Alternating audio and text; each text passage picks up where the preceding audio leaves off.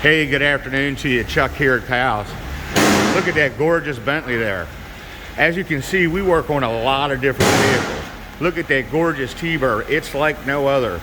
It looks like the day it rolled off the factory showroom floor. This car is immaculate.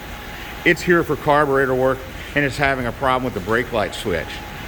As you can see, oh no, what's this down here? We have Jimmy working on a diesel. This diesel has an overheating problem, so we're taking the time to try to help these people get back on the road. They're not from here. And again, I want to reiterate, we work on a wide range of vehicles at Pals. Look at that, an old pickup truck.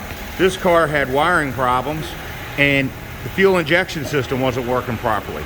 This customer loves this vehicle, so we went old school with it. We went back to a regular distributor and a carburetor on it.